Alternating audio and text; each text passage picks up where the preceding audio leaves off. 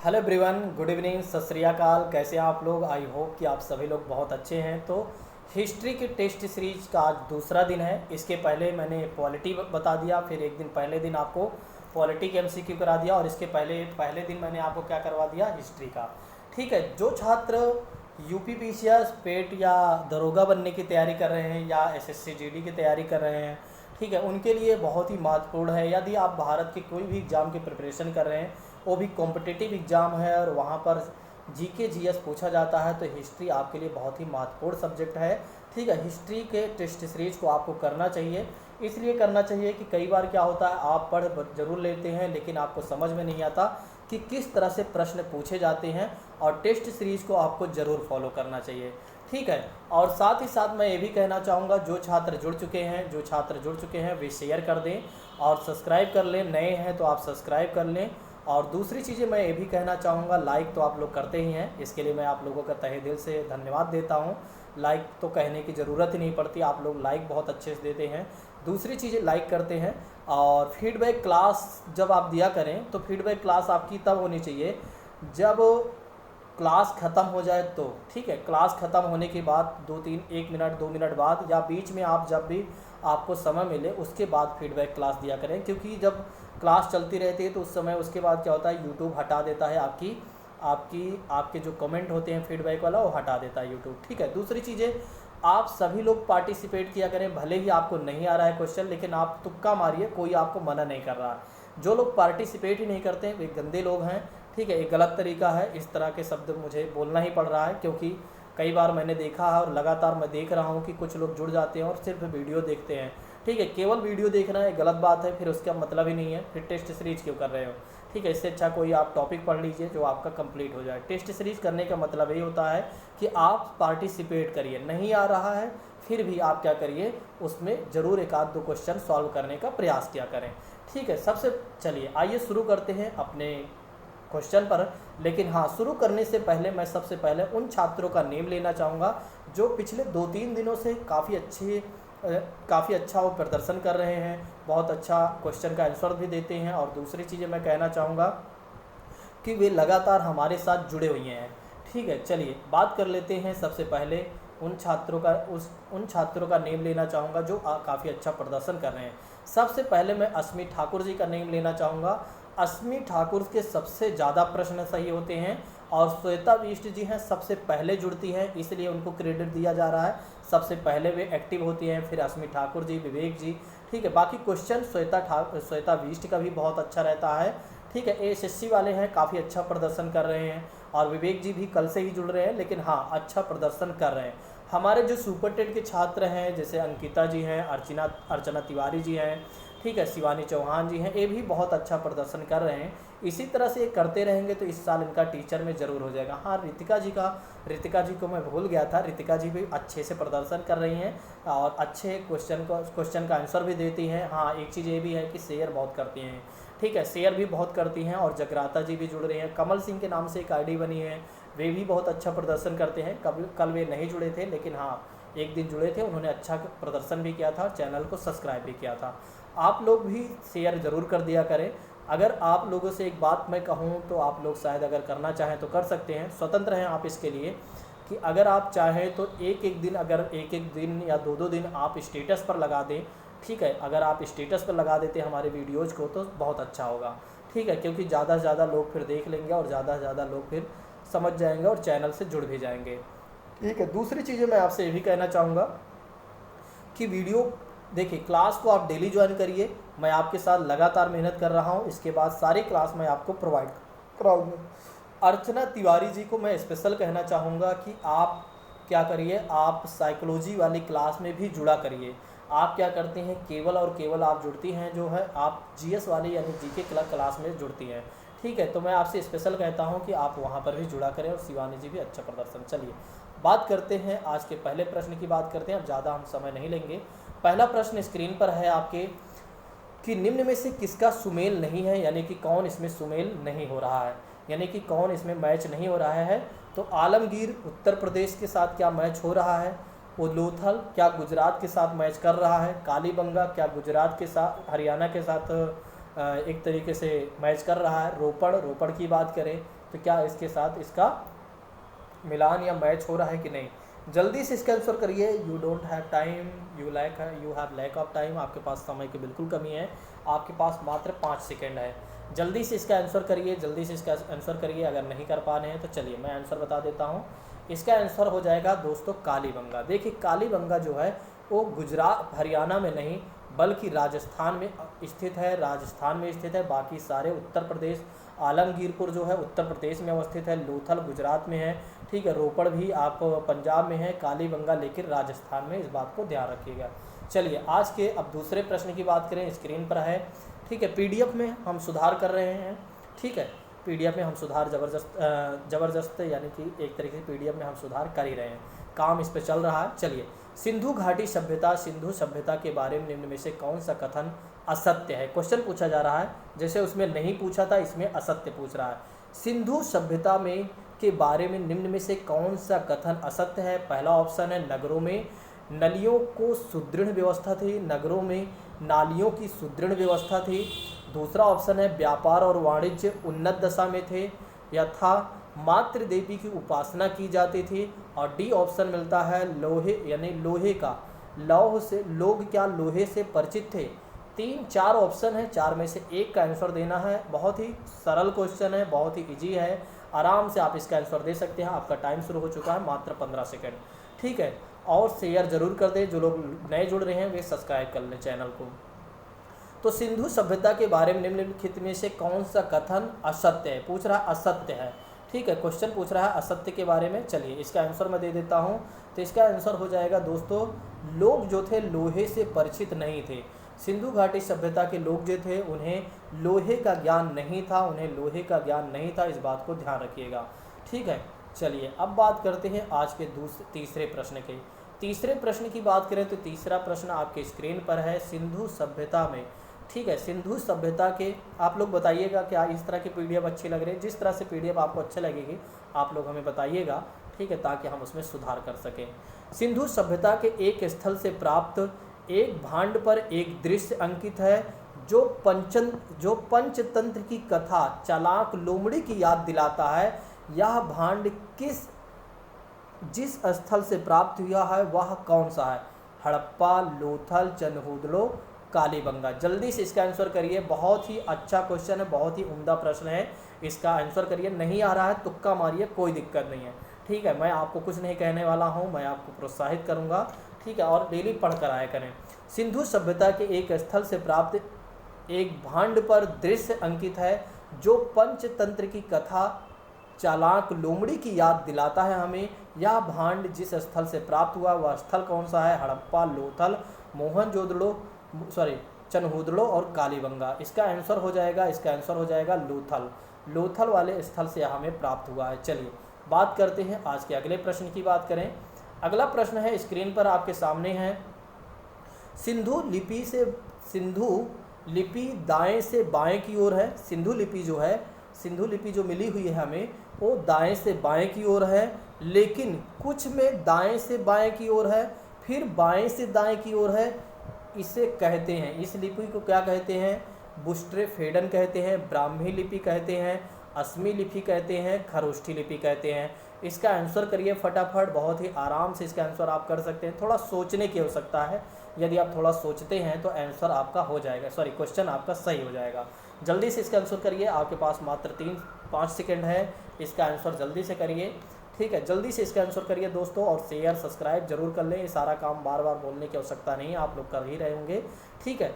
Participate सभी लोग करिए, ठीक है। चलिए बात करते हैं इसके आंसर की। बात करें तो इसके आंसर, इसे क्या कहा जाता है, बुस्ट्रोफेडन कहा जाता है, बुस्ट्रोफेडन कहा जाता है, इस बात को ध्यान रखिएगा।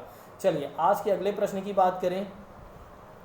अगला प्रश्न है आपके सामने स्क्रीन पर। हड़प्पा से प्राप्त अन्नागार अवस्थित था। हड़प्पा से प्राप्त स्थल जो है अन्नागार अवस्थित था। पहला ऑप्शन है नगर की गढ़ी के अंदर था, तल के नगर में था, रावी नदी के निकट था और नगर के पश्चिमी द्वार के पास था, ठीक है। इसका आंसर करिए साथियों, जल्दी से करिए। जो लोग नए जुड़ रहे हैं वे सब्सक्राइब कर लें। जल्द ही मैं करंट अफेयर्स की भी क्लास प्रोवाइड कराऊंगा और जल्द ही मैं आपको ज्योग्राफी, अगर कोई भी सब्जेक्ट और बताइए, ज्योग्राफी जो आपको अच्छा लगे उसका बताइएगा। पॉलिटी हिस्ट्री चली रही है। चलिए बात कर लेते हैं इसके आंसर की। बात करें तो इसका आंसर हो जाएगा रावी नदी के तट के किनारे।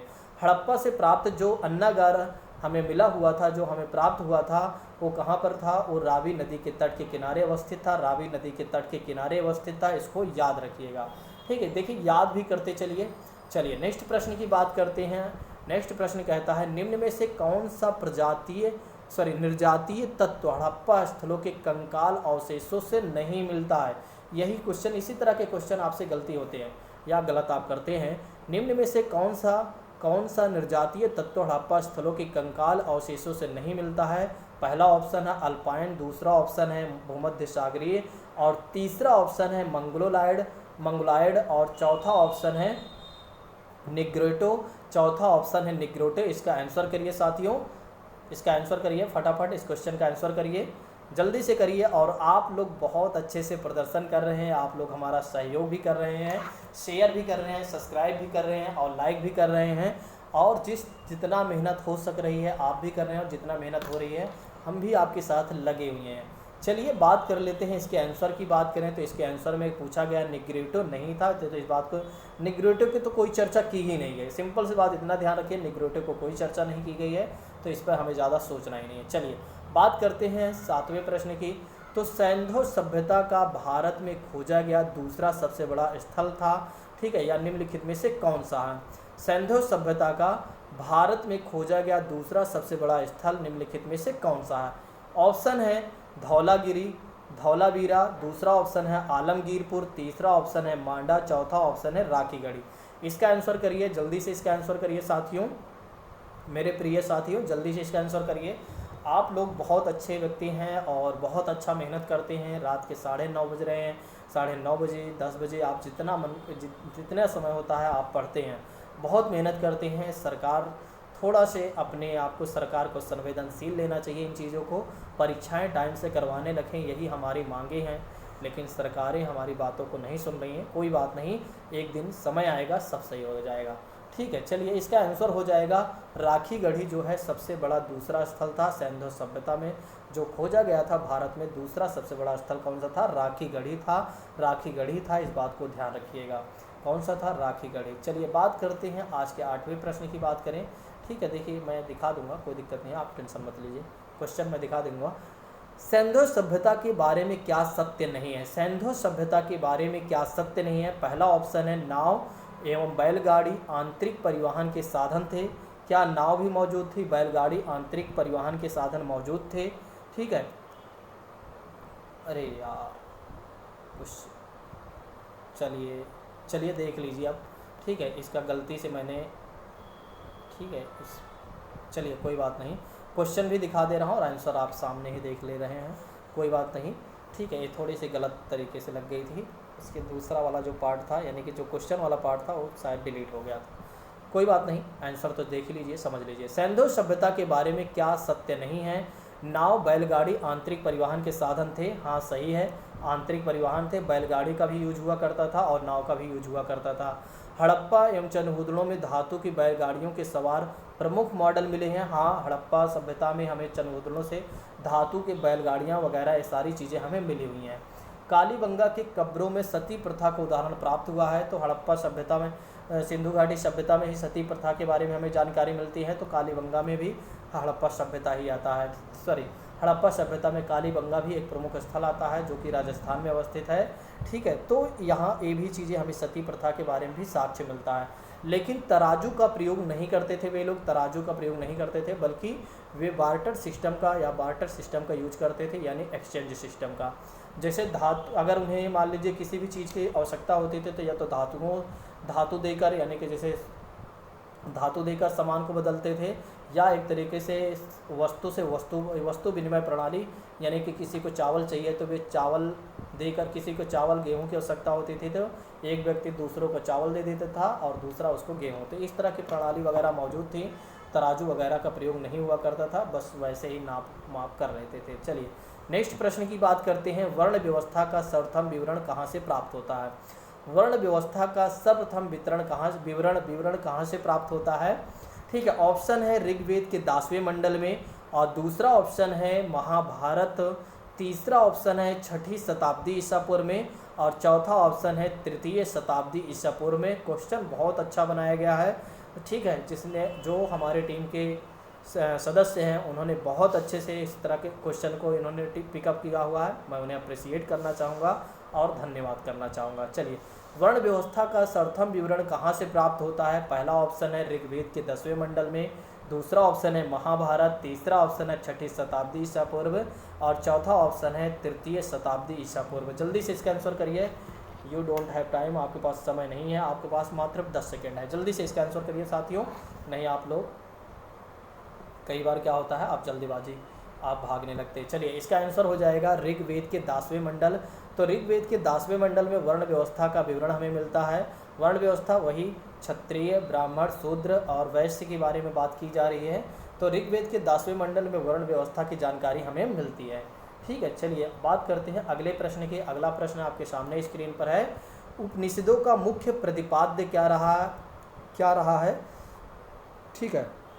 ऑप्शन है धार्मिक विषय, दूसरा ऑप्शन है दार्शनिक विवेचन, और तीसरा ऑप्शन है सामाजिक परिवेश का विवेचन, और चौथा ऑप्शन है सामाजिक व राजनीतिक विवेचन, ठीक है। जल्दी से इसका आंसर करिए फटाफट, बहुत जल्दी से करिए, जितनी जल्दी हो सके। जो लोग आंसर करते जा रहे हैं, जो लोग आंसर कर दिए हैं, मैं उनसे कहना चाहूँगा कि वे लोग शेयर भी कर दें। जो लोग आंसर कर चुके हैं यानी विकल्पों को चुन लिए हैं, वे शेयर ज़रूर कर दें। जो नए हैं वे सब्सक्राइब कर लें। देखिए, ये सब आपके नैतिक कर्तव्य हैं, इन्हें बताना नहीं चाहिए बार बार, ये सब आपको करते रहना चाहिए, ठीक है। आइए बात कर लेते हैं इसके आंसर की। बात करें तो इसका आंसर है साथियों दार्शनिक विवेचन। दार्शनिक विवेचन बहुत अच्छी बात है। जिसने भी आंसर किया है, इस क्वेश्चन का आंसर किया है, वो बहुत अच्छे तरीके, मतलब एक तरीके से उसकी मेहनत अच्छी हो गई है, ठीक है। वो मेहनत कर रहा है, इसका मतलब है। चलिए, बात करते हैं ऋग्वेद में कुल सूक्तों की संख्या कितनी है। भला इसको कौन नहीं बता पाएगा, सारे छात्र इसका बता सकते हैं। आंसर बहुत ही हलवा है मेरे शेरों, जल्दी से करिए। पहला ऑप्शन है 1008, दूसरा ऑप्शन है 1018, तीसरा ऑप्शन है 1028 और 1038, चौथा ऑप्शन है। जल्दी से इसका आंसर करिए साथियों। मात्र आपको पास 3 सेकंड है। 3 सेकंड भी देना एक तरीके से गलत है, ठीक है। 3 सेकंड भी हमें नहीं देना चाहिए, इसका तो मात्र 2 सेकंड में आप आंसर दे सकते हैं। चलिए, इसका आंसर मैं बता देता हूँ। 1028 सूक्त हैं। तो ऋग्वेद में 1028 सूक्त विद्यमान है। इस बात को ध्यान रखिएगा कि ऋग्वेद में 1028 सूक्त विद्यमान हैं। चलिए, बात करते हैं आज के अगले प्रश्न की। देखिए, मैंने 10-10 क्वेश्चन, 8-8 क्वेश्चन का सेट बनवाया है, ठीक है। तो इस तरह से पहले क्वेश्चन से शुरू हो जाता है बार बार, तो ये चिंता मत करिए, 500 MCQ मैं पूरा करवाऊंगा। उत्तर वैदिक काल में धार्मिक क्रियाओं का मुख्य था, ठीक है। मुख्य तथ्य मिलता है उत्तर वैदिक काल में धार्मिक क्रियाओं के बारे में मुख्य था यज्ञ, मूर्ति पूजा, कर्मकांड, तांत्रिक अनुष्ठान। क्या मुख्य था धार्मिक क्रियाओं में, ठीक है, उत्तर वैदिक काल में? ऑप्शन है यज्ञ, मूर्ति पूजा, कर्मकांड, तांत्रिक अनुष्ठान। जल्दी से इसका आंसर करिए, आपको मैं देता हूँ 10 सेकेंड। जल्दी से आंसर करिए। योर टाइम इज शुरू, यानी स्टार्ट नाउ। आपका टाइम शुरू हो चुका है, जल्दी से आंसर करिए साथियों, ठीक है। और सभी लोगों को जोड़िए। जो लोग सो रहे हैं ना, उनको बोलिए कि भैया बेटा तुम सो मत, अब आ जाइए, ठीक है। टेस्ट सीरीज भी करते चलिए। आपकी अगर तैयारी हो गई है, नहीं हुई है, तब भी आप जुड़िए। चलिए, इसका आंसर हो जाएगा कर्मकांड। कर्मकांड जो था उत्तर वैदिक काल में, तो धार्मिक क्रियाओं में कर्मकांड जरूर करवाया जाता था, यानी कर्मकांड बहुत होता था, ठीक है। ये बहुत ही महत्वपूर्ण था उस समय का। चलिए, बात करते हैं आज के अगले प्रश्न की। बात करें, 5 प्रश्न और है, थोड़ा सा और वेट करिए, ठीक है। 5 प्रश्न और है, ज़्यादा बड़ी क्लास नहीं रखूँगा। मैक्स मूलर नामक विद्वान किसके लिए प्रसिद्ध है? मैक्स मूलर नामक विद्वान किसके लिए प्रसिद्ध हैं? ऑप्शन है आपके सामने स्क्रीन पर है। वेदों का अध्ययन, पाश्चात्य शिक्षा का प्रसार, धार्मिक नेताओं या धार्मिक नेता और समाज सुधारक, ठीक है। जल्दी से इसका आंसर करिए, जल्दी से आंसर करिए। सामाजिक मूलर विद्वान किसके लिए प्रसिद्ध है?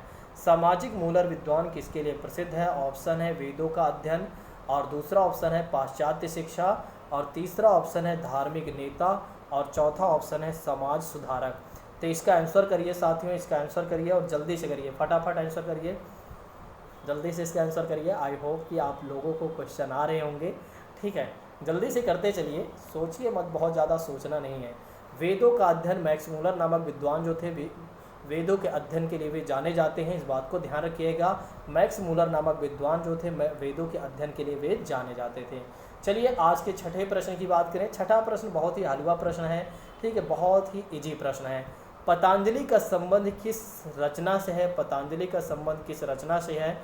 पहला ऑप्शन है चरक संहिता, दूसरा ऑप्शन है दिव्यावदान, तीसरा ऑप्शन है दिव्यावदान, तीसरा ऑप्शन है अष्टाध्यायी और चौथा ऑप्शन है महाभाष्य। पतंजलि का संबंध किस रचना से है?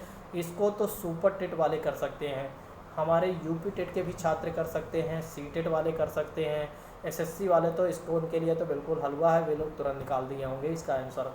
चलिए बता देता हूँ, इसका आंसर है महाभाष्य। तो पतंजलि का संबंध जो है किस रचना से? महाभाष्य। इन्होंने यह पुस्तक लिखी थी। चलिए बात करते हैं, 3 प्रश्न और हैं, बस थोड़ा सा इंतजार कर लीजिए।